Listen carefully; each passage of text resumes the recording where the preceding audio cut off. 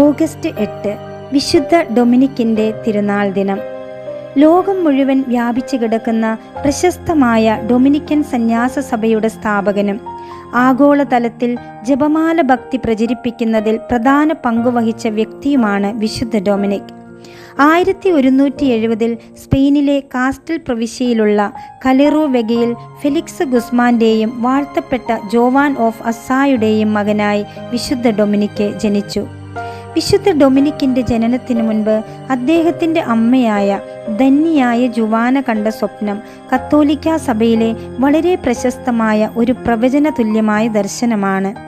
തൻ്റെ ഉദരത്തിൽ നിന്നും വായിൽ കത്തിയെരിയുന്ന ഒരു പന്തവുമായി ഒരു നായ പുറത്തേക്ക് ചാടുന്നതായും ആ നായ ലോകം മുഴുവൻ ഓടി നടന്ന് തൻ്റെ പന്തത്തിലെ അഗ്നി കൊണ്ട് ഭൂമിയെ ആകെ ജ്വലിപ്പിക്കുന്നതായും ജുവാന സ്വപ്നത്തിൽ ദർശിച്ചു.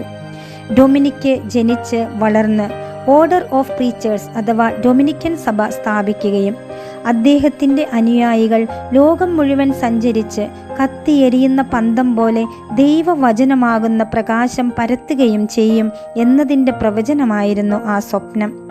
ഈ ചരിത്രപരമായ സ്വപ്നത്തിൻ്റെ ഓർമ്മപ്പെടുത്തലായിട്ടാണ് ഇന്നും ഡൊമിനിക്കൻ സഭയുടെ ഔദ്യോഗിക ചിഹ്നങ്ങളിലും ചിത്രങ്ങളിലും വായിൽ കത്തുന്ന പന്തവുമായി നിൽക്കുന്ന നായയുടെ രൂപം ഉൾപ്പെടുത്തിയിരിക്കുന്നത്. ചെറുപ്പകാലത്ത് തന്നെ അദ്ദേഹം ഉപരിപഠനത്തിനായി പലൻസിയ യൂണിവേഴ്സിറ്റിയിൽ ചേരുകയും തത്വശാസ്ത്രവും ദൈവശാസ്ത്രവും പഠിക്കുകയും ചെയ്തു. പഠിക്കുന്ന കാലത്ത് നാട്ടിൽ കടുത്ത ക്ഷാമമുണ്ടായപ്പോൾ അദ്ദേഹം തൻ്റെ വിലപിടിപ്പുള്ള പുസ്തകങ്ങളും വസ്ത്രങ്ങളും വിറ്റ് ദരിദ്രരെ സഹായിച്ചു. മനുഷ്യർ പട്ടിണി കിടന്നു മരിക്കുമ്പോൾ എനിക്ക് ഈ തൊലിപ്പുറത്തുള്ള പുസ്തകങ്ങളിൽ മാത്രം പഠിച്ചിരിക്കാൻ കഴിയില്ല എന്നതായിരുന്നു അദ്ദേഹത്തിൻ്റെ പക്ഷം. 1194 തൻ്റെ 25-ാം വയസ്സിൽ അദ്ദേഹം കത്തോലിക്ക വൈദികനായി അഭിഷേകം ചെയ്യപ്പെട്ടു. ഫ്രാൻസിലൂടെയുള്ള ഒരു യാത്രക്കിടയിൽ കത്തോലിക്ക വിശ്വാസത്തിന് വിരുദ്ധമായ അൽബിജൻസിയൻ എന്ന തെറ്റായ പ്രബോധനങ്ങളിൽ ജനങ്ങൾ അകപ്പെട്ടിരിക്കുന്നത് അദ്ദേഹം കണ്ടു. അവരെ സത്യവിശ്വാസത്തിലേക്ക് തിരികെ കൊണ്ടുവരാൻ അദ്ദേഹം തൻ്റെ ജീവിതം സമർപ്പിച്ചു. 1216 മാർപ്പാപ്പയുടെ അംഗീകാരത്തോടെ അദ്ദേഹം ഓർഡർ ഓഫ് പ്രീച്ചേഴ്സ് എന്ന സന്യാസ സഭയ്ക്ക് തുടക്കമിട്ടു. ഇത് പിന്നീട് ഡൊമിനിക്കൻ സഭ എന്നറിയപ്പെട്ടു. ലാളിത്യവും സുവിശേഷ പ്രഘോഷണവും സത്യവിശ്വാസത്തെക്കുറിച്ചുള്ള പഠനവുമായിരുന്നു ഈ സഭയുടെ മുഖമുദ്ര. അസീസിയിലെ വിശുദ്ധ ഫ്രാൻസിസിന്റെ സമകാലീനനായിരുന്നു അദ്ദേഹം.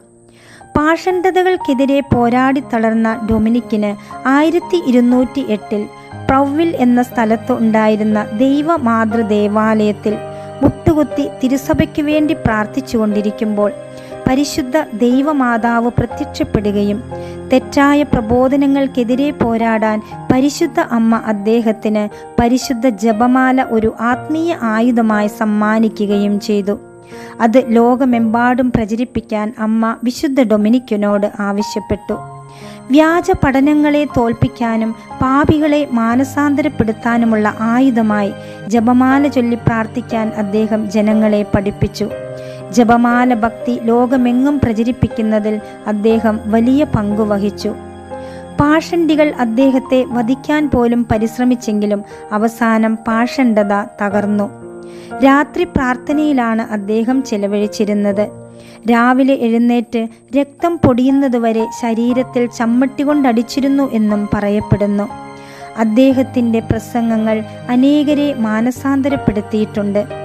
ജപമാല ഭക്തിയും എരിയുന്ന വാഗ്വിലാസവും ജീവിത വിശുദ്ധിയുമാണ് പാഷണ്ഡികളുടെ മാനസാന്തരത്തിന് വഴിതെളിയിച്ചത്. 1221 ഓഗസ്റ്റ് 6 ഇറ്റലിയിലെ ബൊളോണിയിൽ വെച്ച് അദ്ദേഹം കർത്താവിൽ നിദ്ര പ്രാപിച്ചു.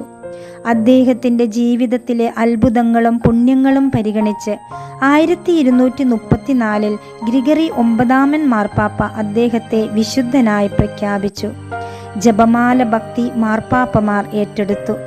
അത് തിരുസഭയ്ക്ക് നിരവധി അനുഗ്രഹങ്ങൾ നേടിക്കൊടുത്തുകൊണ്ടിരിക്കുന്നു. ജ്യോതിശാസ്ത്രജ്ഞരുടെയും പ്രകൃതി ശാസ്ത്രജ്ഞരുടെയും പ്രത്യേക മധ്യസ്ഥനാണ് അദ്ദേഹം. ഞാൻ ചോദിച്ചതൊന്നും ദൈവം എനിക്ക് തരാതിരുന്നിട്ടില്ല എന്നത് വിശുദ്ധ ഡൊമിനിക്കിൻ്റെ വാക്കുകളാണ്. പ്രിയ സഹോദരങ്ങളെ, അന്ധകാരത്തിൽ വെളിച്ചം വീശിയ വിശുദ്ധ ഡൊമിനിക്കിൻ്റെ ജീവിതം നമുക്കും ഒരു പ്രചോദനമാകട്ടെ.